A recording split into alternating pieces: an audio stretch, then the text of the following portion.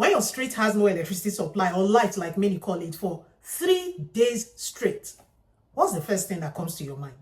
Or is it that the power is there, just sitting there, readily available, and your disco refused to supply it to you for use? Today, I'll show you the very first way experts measure whether a disco is performing well or not. And by the end of this episode, you'll be able to look at your electricity supplier's performance data and score them like a pro. Your electricity distribution company doesn't operate however it likes. They are governed by laws and regulations which they abide by. There's a regulator that's like WAEC or JAM for the power sector. And every month, they grade all the 11 discos in the country. And just like your school's report card with actual scores, they also score the various discos and they see their marks and scores. On this report card, there are 7 main things they check. And today, I'll cover the first one and take the others in subsequent episodes. That first thing is about how much power an electricity distribution company actually collects and delivers compared to how much was made available to them to take. I would explain that with something that is relatable and you can understand very well. And that's the fuel depot analogy. Picture a big fuel depot with thousands of liters sitting there ready. That fuel is shared out among stations in town. Each station is told, this month, your share is 2,000 liters. Come and collect it whenever you are ready. Station A goes regularly and loads up almost their entire share. But Station B, for all sorts of reasons like logistic issues, their trucks need servicing, internal scheduling, they only manage to go and collect 1,200 liters out of their 2,000 liters that was made available to them at the depot. The rest simply stays at the depot untouched and waiting. Now there is also Station C. Station C goes to the depot ready to collect their 2,000 liters share of fuel. But we're told the depot has only 1,500 liters available to them. What do you think will happen? The customers of stations B and C, they will experience it as fuel scarcity because they couldn't get the fuel that they were supposed to get, which was that 2,000 liters. And as so, there will be long queues, empty pumps in their station. Station B had its 2,000 liters fuel ready, but it couldn't collect it because of internal issues. While Station C was ready to carry its 2,000 liters of fuel, but the depot only had 1,500 available and there was nothing else they could do. Let's bring it home to the Nigerian electricity supply industry. Every disco is given a share of power they are allowed to draw from the national supply. That's the national grid. Just like the fuel depot arrangement I explained earlier, that power is generated and is sitting there available sometimes. Other times, the amount of electricity the disco needs is not available because of issues with the generation plant or gas supply shortage and more.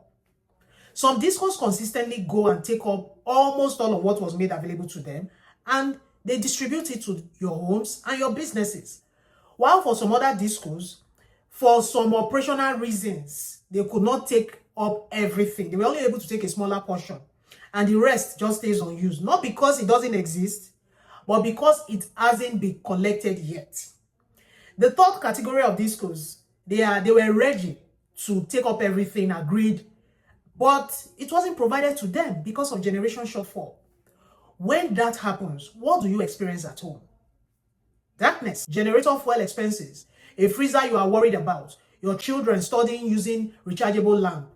This is why two neighboring areas can have completely different power experiences, even though they collect electricity from the same national grid. It's not only about how much electricity Nigeria generates overall, but also how much of their own available share each disco actually goes and collects. Everything I've just explained now is called energy offtake, and sometimes it's written as energy offtake relative to available capacity. It's simply a percentage. The formula for calculating that is energy offtake is equal to amount of power the disco actually collected divided by the amount of power made available to them times 100. So let's say a disco is made available 1,000 units of power in a month and they go and collect 950 of those units. To find what the energy offtake for that disco is, you simply divide the 950 by 1,000 and multiply it by 100. That gives you 95%. The thing is, the Nigerian Electricity Regulatory Commission, which is NEC, is like the WAEC or JAM or referee of the power sector. They are the regulator. They set a minimum target for this. Discos are expected to take up at least 95% of the power made available to them every month. If they fall short of this minimum in any given month, next steps in with a formal directive requiring the disco to correct it. If the disco misses it repeatedly across a quarter, there are further regulatory consequences. That one number, which is your energy offtake, is one of the clearest, most honest ways to check whether your disco is doing its part with what's already been made available to them on the grid. Why should you care about this percentage, this energy offtake? Because now you have a real measurable way to understand what's happening in your area beyond how a disco's customer care agent sounds on the phone, which is not bad. You can look at their energy offtake figure and know factually with data, with evidence, how much of their available share they are collecting for you. Next time your area has no power or light and someone says the fault is from Lagbaja Disco, you ask this smarter question. Was there power available and what percentage of it did Lagbaja Disco take up? You are not blaming anybody.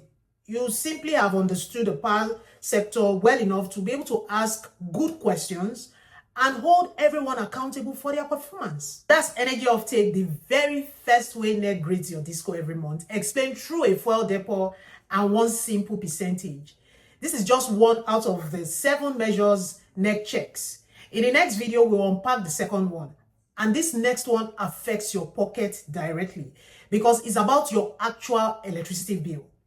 Thank you for joining me today. If this episode helped you understand the power sector better, please subscribe so you don't miss the next one. Give it a like, share it, and drop a comment.